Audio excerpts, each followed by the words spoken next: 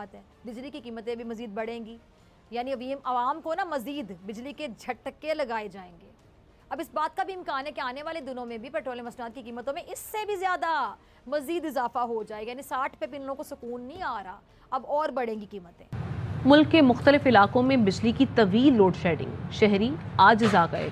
घंटों की load shedding से आवाम का मुआशी कत्लेआम किया जा रहा है, कारोबार ठप हो गए हैं।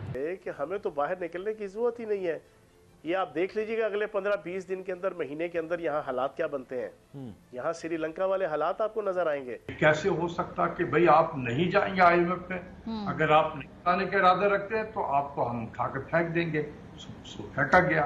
अब जो हुक्म आई है, अभी सितंबर तक इतने ज्यादा हालात को खराब कर देंगे। अभी नोट कर लें मेरे अल्फाज, इतने ज्यादा और हालात खराब करेंगे कि उस वक्त होगा कि अब तो हमारे पास कोई चारा नहीं है IMF के जाने के बगैर। तो हुकूमत है, अभी तो सब्र करो, अभी तो पता नहीं क्या क्या होगा। विश्व में जिस जिस देश ने इनका मदद करने की कोशिश करी, इनकी तरफ हाथ बढ़ाया दोस्ती का, जिसमें हिंदुस्तान भी शामिल है, सबको इन्होंने चूना लगाया और सबको इन्होंने जो पीठ पे खंजर भोंका। इतने देशों ने, जिसमें IMF भी शामिल है, इनको कर्जा दिया। IMF मतलब IMF देश नहीं, अमेरिका उसमें शामिल है, जिसने इनको कर्जा भी दिया। उसके बाद में इन्होंने आज दिन तक भी किसी का कर्जा नहीं चुकाया, चाहे वो अमेरिका हम कह लें या हम उसको चाइना देख लें या सऊदी, जितने भी देश हैं, किसी का भी इन्होंने कर्जा नहीं चुकाया है। सबका खा के बैठ जाते हैं। उसके बाद आज इनके देश में एकदम कमर तोड़ महंगाई, बम्पर महंगाई, इसको हम कह सकते हैं, आखिरी उस पर डिटेल में चर्चा करेंगे, लेकिन इतनी खतरनाक महंगाई हो रही है तो ये उसका भी दोष करेंगे, भाई दूसरों ने साजिश कर दी।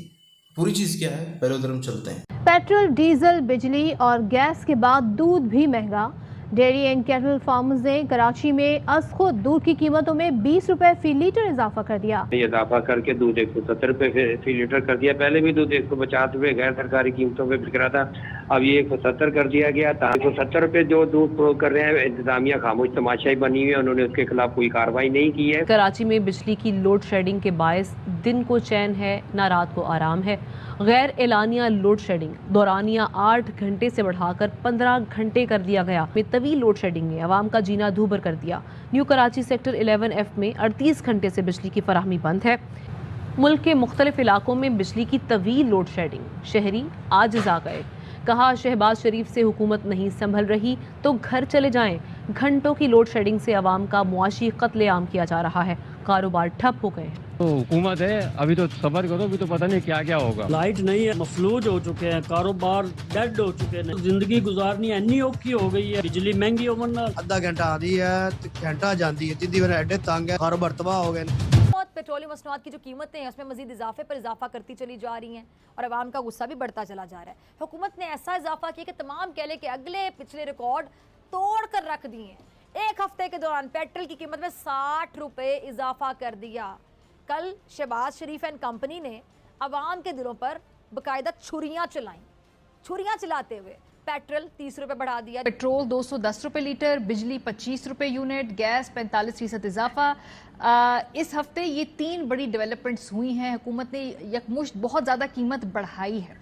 क्या यहाँ पे इन कीमतों के बढ़ाने के बाद कुछ चीज़ें स्टेबलाइज होंगी या इनकी और कीमतें बढ़ेंगी? ये तो अभी आपके कोविड के 2 डोजेस लगे हैं, अभी बूस्टर बाकी है, तो बूस्टर के लिए तैयार हो जाए। शायद वो एक लगे बूस्टर या दूसरा बूस्टर लगेगा। बात कर रहा हूँ और बहुत सोच समझ के कर रहा हूँ कि अगर किसी को इस मुल्क से मोहब्बत है, अवाम से मोहब्बत है, तो इतना ब्रूटल तरीके से चीजों को नहीं वो हैंडल करता जितना किया। ऑल्टरनेट क्या है डॉक्टर साहब? IMF से हमने कमिटमेंट की हुई है, उन्होंने कहा है कि आपने कीमतें बढ़ानी है। रूस यूक्रेन की वॉर रुकने का नाम नहीं ले रही है। 2013 जब हुआ, जब दार साहब आए, उस वक्त मेरे नजदीक कोई जरूरत नहीं थी हमें IMF पे जाने की। कोई $2.5 बिलियन का करंट अकाउंट डेफिसिट था सिर्फ हमारा, सिर्फ $2.5 बिलियन। अभी तो $20 बिलियन की हम बात कर रहे हैं, वो $2.5 बिलियन था, जरूरत नहीं थी, लेकिन चेंज ऑफ गवर्नमेंट जाना पड़ा। वो लेकर जाते हैं घसीट कर, हमारे लोग भी बिल्कुल तैयार होते हैं जाने के लिए। नई हुकूमत के पहले माह ही इन ज़खायर में $6 अरब से ज्यादा की कमी हो गई। अब इसकी एक वजह तेल का इंपोर्ट बिल बढ़ जाना। पाकिस्तान के पास तेल को ज़ख़ीरा करने के लिए गुंजाइश बहुत कम है और शायद यही वजह है कि जब दुनिया में तेल की कीमतें कम होती हैं तो हम बहुत ज़्यादा तेल ख़रीद नहीं सकते हैं। और अगर इंफ्रास्ट्रक्चर को बेहतर किया जाए तो फिर जो आलमी मार्केट में तेल है वो सस्ता होने की सूरत में बड़ी मिकदार में ज़ख़ीरा किया जा सकता है। आलमी मार्केट में ख़ाम तेल की जो कीमतें हैं वो $100 फ़ी बैरल से $108 के दरमियान है। दुनिया में 2008 के बाद ख़ाम तेल की इस कदर बुलंद कीमतें देखी गई हैं और इसकी वजह से वो ममालिक बहरान की जद में हैं जो अपनी ज़रूरत का जो तेल है खुद से पैदा नहीं कर रहे। कि हमें तो बाहर निकलने की ज़रूरत ही नहीं है। ये आप देख लीजिएगा अगले 15-20 दिन के अंदर, महीने के अंदर यहाँ हालात क्या बनते हैं। यहाँ श्रीलंका वाले हालात आपको नजर आएंगे दिन का। अच्छा, पाकिस्तान इस मेयार से बहुत पीछे उसके पास चंद रोज़ से ज़्यादा की गुंजाइश मौजूद नहीं है। हमारे पास चंद रोज़ से ज़्यादा की गुंजाइश मौजूद नहीं है, हालांकि 90 दिन। अब पाकिस्तानी जो मईशत है और जो तेल है इसका एक बहुत गहरा ताल्लुक है। गुज़िश्ता हुकूमतों ने मुल्क में तेल के ज़खायर की तलाश में, अगर मैं कहूँ कि बहुत कोताही का मुजाहिरा किया तो गलत नहीं होगा।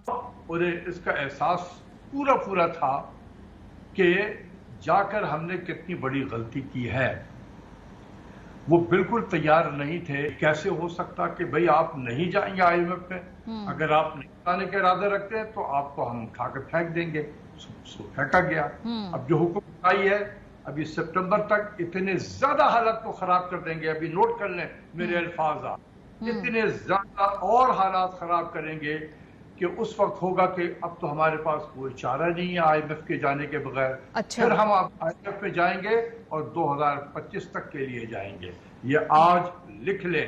और ये IMF में रहते हुए आप कोई ब्रीदिंग स्पेस और कुछ मईशत में बेहतरी और हालात में बेहतरी, ये कभी तस्वर ही ना करें। अपनी डिक्शनरी से इसको खारिज कर दें इस किस्म के अल्फाज, क्योंकि जो मुल्क IMF में जाता है वो बर्बाद हो जाता है। हमारे सामने दुनिया में बहुत सारे ममालिक मौजूद हैं जो 50 साल हो गया IMF के प्रोग्राम में है, अब निकल ही नहीं सकते। हमें भी 34 साल हो गया है और तीसरे 3 साल के लिए मजीद ये तैयारी हो रही है, तो 37 साल हो जाएगा। अभी तो ये भी हो रहा है कि अगले बजट में सरकारी मुलाजमीन की जिनकी तनख्वाहें 1 लाख से ऊपर हैं उनके टैक्स रेट भी बढ़ेंगे। तो एक तरफ टैक्स रेट भी बढ़ाएंगे, उनका जो इनकम है उसको कम करेंगे और फिर ऊपर से आप पेट्रोल के उसके जो सहूलत उनको दी हुई है उसको भी ले लेंगे। तो सरकारी मुलाजिम क्या काम करेंगे। 2016 में अगर हम मोटा मोटी देखें, यहाँ का 5 रुपए पाकिस्तान का लगभग 7.5-8 रुपए तक में हुआ करता था, ये रेट था। आज अगर हम देखें तो यहाँ का 5 रुपये लगभग वहाँ का 14-14.5 रुपये, लगभग 14 रुपये ऐसे है। अब यहाँ पर हम देखें एक चीज़, फॉर एग्जांपल 2016 में किसी एक पर्टिकुलर जॉब को, कोई भी एक जॉब हम पकड़ लें, फॉर एग्जांपल उसके लिए किसी को तनख्वाह मिलती थी 20,000 हिंदुस्तान में, वहाँ पे उसके लिए उसको मिलती थी, हम पकड़ लेते हैं 25,000। अब आप देखो यहाँ पे जो 5% के दर से ही हिंदुस्तान में भी तनख्वाह बढ़ी, 5 से 7% की दर से वहाँ पे भी तनख्वाह बढ़ी। ये जो 3 गुना हो गया ना रेट, जो डॉलर मजबूत होता गया, पाकिस्तानी रुपया कमज़ोर होता गया, इस हिसाब से लोगों की तनख्वाह नहीं बढ़ी पाकिस्तान में, इस हिसाब से लोगों की तनख्वाह नहीं बढ़ी। अभी भी हम कह सकते हैं कि अगर किसी चीज़ का यहाँ पे हिंदुस्तान में 20,000 मिल रहा है फॉर एग्जांपल किसी एक पर्टिकुलर नौकरी का, तो वहाँ पे उसका 27-28 हज़ार मिल रहा है। अब इससे आप अंदाज़ा लगा लें। इसीलिए हम लोग देखते हैं ना, यहाँ पे अगर हम वैसे जोड़ते हैं कि भाई देखो यहाँ पे पेट्रोल इतने का है, वहाँ पे इतना है, अभी भी कम है उस हिसाब से, अगर हम उस हिसाब से कन्वर्ट करें तो, लेकिन फिर भी इतना क्यों चीख रहे हैं, चिल्ला रहे हैं? वो इसीलिए इतना चीख चिल्ला रहे हैं क्योंकि उनकी तनख्वाह नहीं बढ़ी। पिछले 4 से 5-6 सालों में पाकिस्तानी रुपया बहुत एकदम मुंह के बल गिरा है, मतलब एकदम उसकी कमर टूट गई। लेकिन जितनी तेज़ी से महंगाई बढ़ी है उतनी तेज़ी से लोगों की तनख्वाह नहीं बढ़ रही है, इसीलिए लोग इतना चीखते चिल्लाते हैं। दूसरा कारण ये भी है, पहले तो ये एक है कि जिनके चीखने चिल्लाने का कि भाई महंगाई तेज़ी से बढ़ गई। दूसरा कारण ये है, ये कौम हमेशा से जो है वो सब्सिडी पर जीने की इनकी आदत रही है। कभी सऊदी ने भेज दिया कि चलो ठीक है हम यूनिवर्सिटी खुलवाएंगे, कभी किसी ने भेज दिया कि हम ये फलाना करेंगे, कभी उसने सस्ता तेल भेज दिया, कभी इनकी खुद की सरकारें अलग अलग पार्टी, जैसे इमरान खान को जब देख लो, इमरान खान महंगा तेल खरीद के सस्ता दे रहा था अपनी जेब से, उसको मतलब सरकार की खजानों से उसका पूर्ति करी जा रही थी। अब ये सब चीज़ों की आदत लग गई, एकदम निकम्मी कौम हो गई, हरामखोर कौम हो गई कि भाई सस्ता हमको चाहिए, चाहे महंगा खरीद के लाओ, हमको तो सस्ता चाहिए। आदत पड़ी है।